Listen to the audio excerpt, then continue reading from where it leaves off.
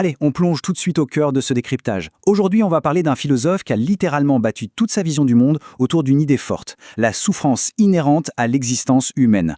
Arthur Schopenhauer. Bon, on le surnomme souvent le grand pessimiste de l'histoire, et pour cause. Mais on va voir qu'il offre une grille de lecture absolument fascinante, même si, c'est vrai, elle est plutôt sombre, sur notre condition humaine et sur ces forces complètement invisibles qui nous gouvernent. Alors, on pourrait se demander pourquoi la vie ressemble si souvent à une espèce de boucle sans fin. On court sans cesse après des objectifs, tout ça pour se sentir complètement vide une fois qu'on les a enfin atteints. C'est fou, non?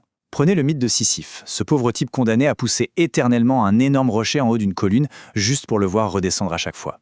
Eh bien, ça nous fait immédiatement comprendre ce fameux piège répétitif de la vie moderne que Schopenhauer a cherché à décoder. En fait, Sisyphe, ce n'est pas juste un vieux conte poussiéreux, c'est littéralement nous. L'humanité tout entière, coincée dans ses désirs constants, ses obligations, où la vraie satisfaction a toujours l'air de nous glisser entre les doigts à la toute dernière seconde.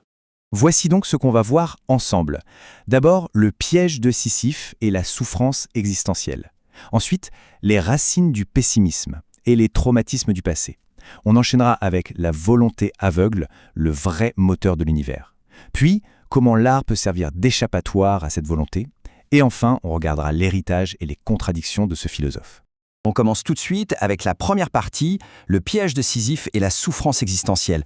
Il faut bien comprendre que cette vision du monde si pessimiste ne sort pas nulle part. Ce n'était pas juste de la théorie en l'air. Elle s'est vraiment forgée dans le feu de traumatismes d'enfance et d'une déconnexion familiale assez grave.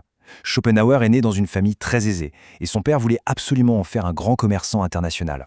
Mais voilà, lors d'un voyage à travers l'Europe, le jeune Arthur se prend en pleine figure la misère absolue et les horreurs des prisons françaises. Autant dire que ça a brisé la moindre de ses illusions sur notre monde.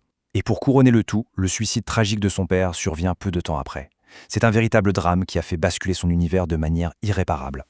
Ce qui nous amène, logiquement, à la deuxième partie, les racines de ce pessimisme et les traumatismes de son passé. Après avoir définitivement tourné le dos à cette carrière dans le commerce qu'il détestait tant, il s'est jeté à corps perdu dans la philosophie. Et c'est là que ça devient vraiment intéressant. En fouillant dans les textes anciens, il découvre le concept sanskrit de dukkha, qui désigne en gros la souffrance existentielle. Pour lui, c'est une illumination. L'idée que la douleur est le fondement même de la vie résonne parfaitement avec sa propre quête de réponse. Mais attention, la vraie étincelle, la pièce maîtresse pour bâtir sa théorie, c'est sa rencontre avec les idées du grand penseur Emmanuel Kant. Passons au cœur du sujet avec notre troisième partie, la volonté aveugle et le moteur de l'univers. Ok, pour bien suivre Schopenhauer, il faut faire un tout petit détour par Kant. Kant expliquait qu'en fait, on ne peut jamais observer l'univers tel qu'il est vraiment. Pourquoi? Eh bien parce que notre cerveau humain passe son temps à filtrer, organiser et traiter toutes les informations. Résultat, on ne peut jamais accéder à la véritable essence intouchable des choses, cette fameuse chose en soi qui existe complètement